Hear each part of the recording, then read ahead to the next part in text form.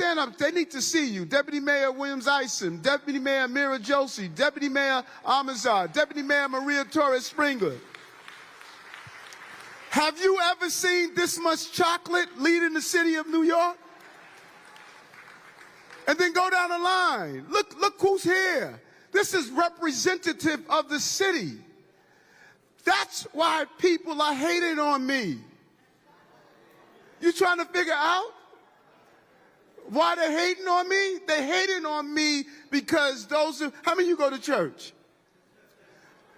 Man, this is a Matthew 21:12 moment. Jesus walked in the temple. He saw them doing wrong in the temple. He did what?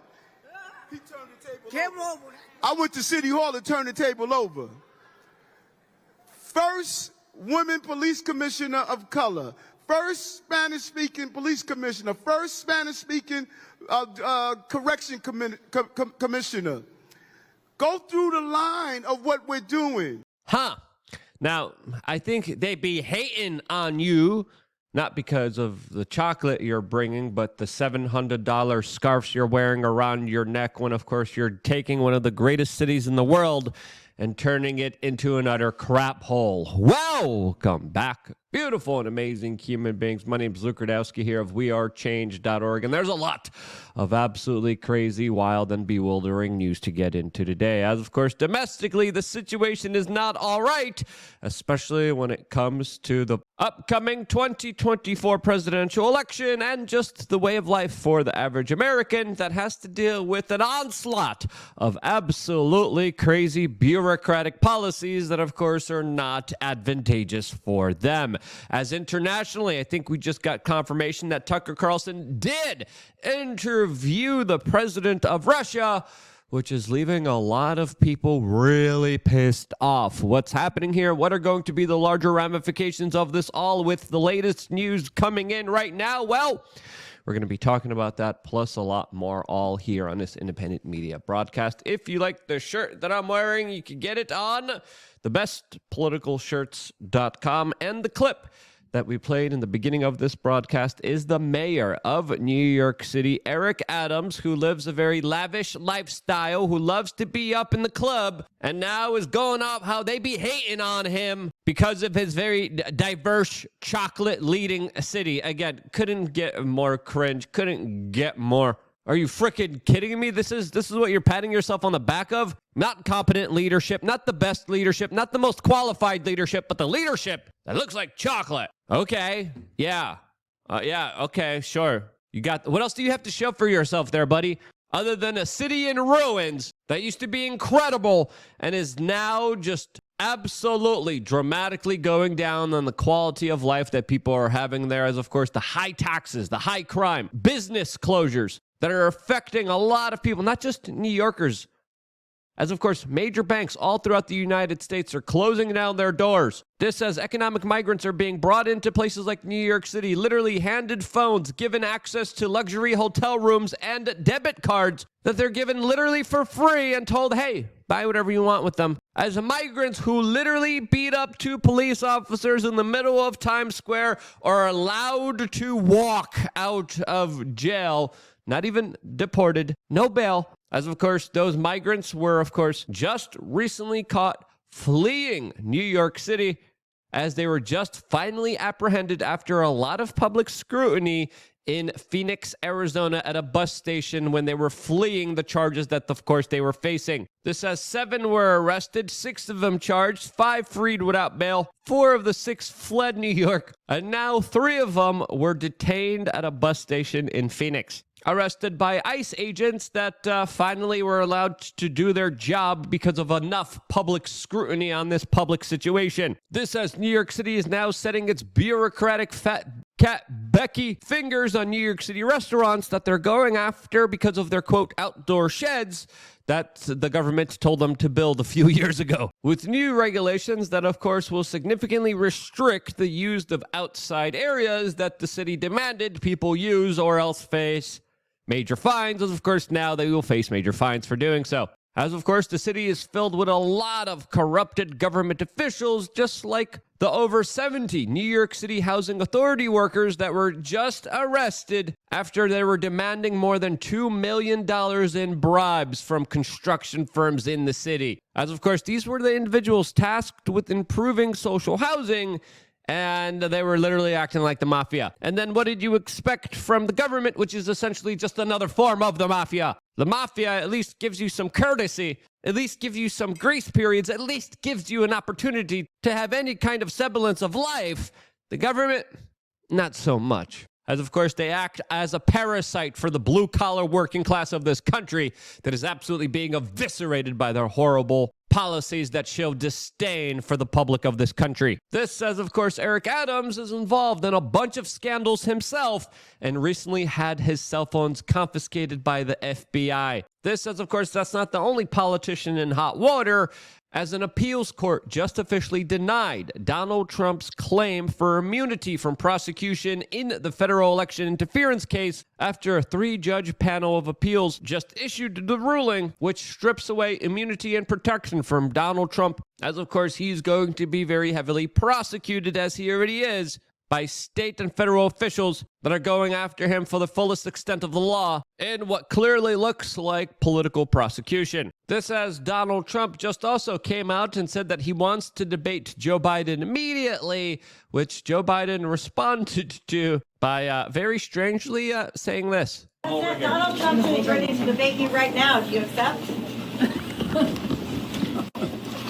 He just said that on radio.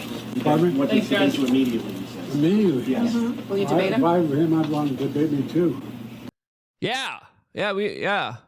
Okay. This says Joe Biden just mixed up and confused the name of the French political leaders that he was with, who died many years ago. Yeah, let's just be honest here. The old guys aren't in the best shape. And this is why it's more critically important for you to take your own health into your own hands. And one of the ways that you could do that is through wearechange.shop. As of course, we have a lot of supplements that we personally produce, that we personally put our name behind, that I love, that I really enjoy, that I personally use, that I think could help you all on wearechange.shop. We have fish oils, we have magnesium glycinate, we have ashwagandha, we have full spectrum CBD, which I really like. As of course, we just recently significantly reduced the price of them temporarily. And when it comes to supplementation and when it comes to your own personal health journey, this is something that I extensively talk about a lot on lukeunfiltered.com. There's 10 years of plus videos on our private membership site that goes into details of what's really going on here, of my own personal journey, of what I see works and doesn't work, of all the scams out there. And there's a lot of scams out there, and this is why I always tell people, hey, do your blood work. Make sure you're taking the right supplements for yourself as an individual. Make sure to get your checkups. Make sure to do your own homework, your own due diligence. As, of course, every product we have, specifically our first one, ashwagandha, is linked with a video that you could click right here in the top right-hand corner. And this, of course, will show you an independent content creator outside of our company talking about the specific supplement that we have, as of course, not all supplements are right for everyone. Some people should avoid ashwagandha and not take it. Some people should take it. Fish oil is really good for your heart and brain. Again, top right-hand corner, click here, learn more about it, as well as magnesium glycinate, which, of course, again, click on the product, top right-hand corner, we have a video. Click on that video, learn all about it, as of course, there's a lot of very important information that you need to be made aware of as there is a war on for your health. And when you look at what's happening to our food supply, our water supply, our environments all around us, there is, in my opinion, a conspiracy meant to, of course, not just feminize you, but to, of course, make you fat, sick, lonely, and pathetic. And this is why taking care of your health is more important than ever. I'm going to be talking about that in a special broadcast just for members of lukeunfiltered.com right after this video. And check out wearechange.shop. Do a little bit of research, do a little bit of homework, find out which supplement is right for you. And of course, by taking it, you also support this independent media broadcast at the same time. Your support now is more crucial than ever, and we can't thank you guys enough for shopping on wearechange.shop right now and supporting this independent media venture. This, as I think it's fair to say, your health is more crucially important than ever, especially with how turbulent the world is and how destabilized it is, as of course we are getting reports from all around the world signaling some significant chaos brewing in our modern day society that at any moment, at any time, because of a natural or even a human disaster, could be brought into utter turmoil. This as there's a lot of fighting, a lot of proxy wars all throughout the world. The biggest of one right now is within the Houthi rebels that are essentially going up against the U.S. and British military forces in that specific region.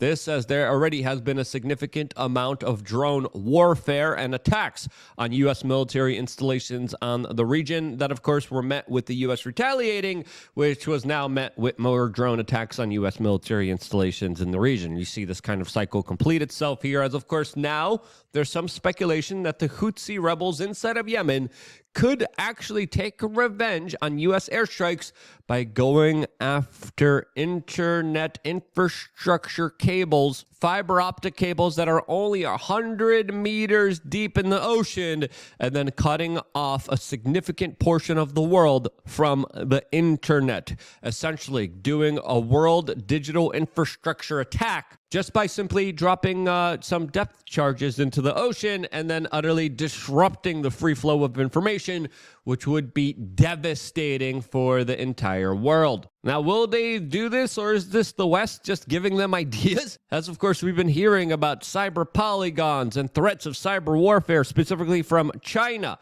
a lot recently, as, of course, the latest Newsweek article reads that a U.S. ally just thwarted cyber attacks that were allegedly traced back to China. This as Politico is reporting how the European Union is fearing cyber attacks from Russia. This as it's also important to note that spoofing and faking cyber attacks from specific countries is also a real life thing and scenario that could be unfolding here. This as tensions between Russia and the West have been at an all-time dangerous high, as of course the internet is now a new landscape for the digital war that is being fought that many people aren't even aware of. As of course there are many private companies tied into intelligence agencies that are literally trying to shape the perceptions, mindsets of the entire world with shaping and securing and codifying elections for their own personal benefit. As of course, there are private artificial intelligence companies already in play right now,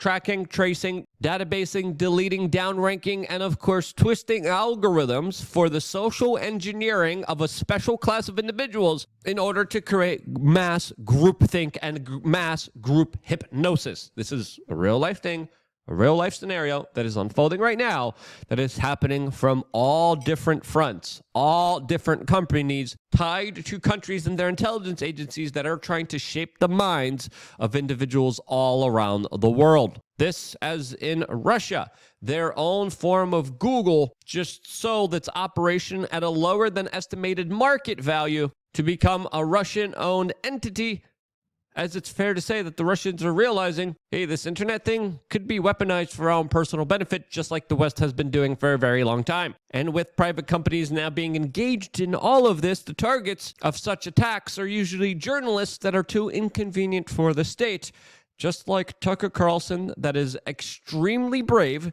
extremely courageous, and taking a huge risk by going over to Russia and interviewing what the West deems one of the biggest dictators and attackers of the free press himself, Vladimir Putin, an individual that the U.S. corporate media vehemently attacks and is now very upset that Tucker Carlson actually went out of his way to specifically talk to. This says, of course, there's a lot at stake here as Russia is openly vowing to respond to the United States if they send nuclear weapons near their territory. And with the stakes being higher than ever, will this journalistic piece of work make a larger impact here? Probably, as of course it has the potential of either starting or ending World War III. And knowing Tucker Carlson and knowing this situation, I think it's fair to say that the parties involved here definitely want to de-escalate tensions, which of course is not a benefit towards the military-industrial complex, and that's why entities controlled by the military-industrial complex, like the corporate media,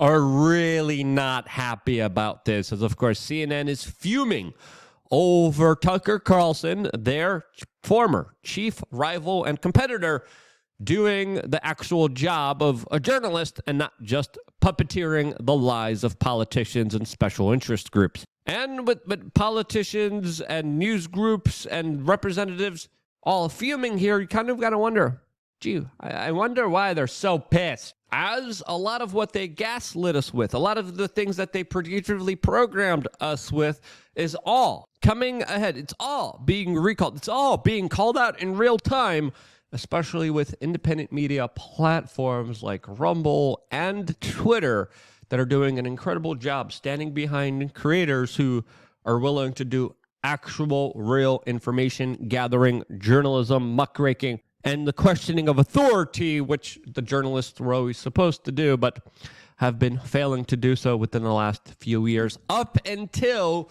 recent events have changed that dramatically because of the decentralization of social media that is slowly and surely making a huge impact on all of this.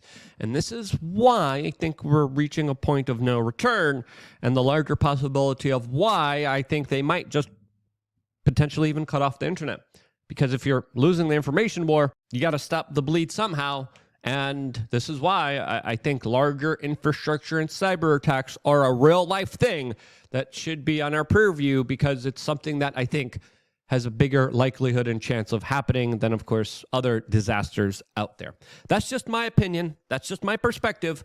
What do you think? Do you think I'm wrong? Do you think I'm right? Let me know down in the comment section below. I got one more video coming your way that's more of a frank and honest discussion on lukeunfiltered.com. The link to that new broadcast that's available for you right now in the description below. Sign up for less than $8 a month, and I will see you there right after this video. I love you guys. Stay tuned for more here on wearechange.org.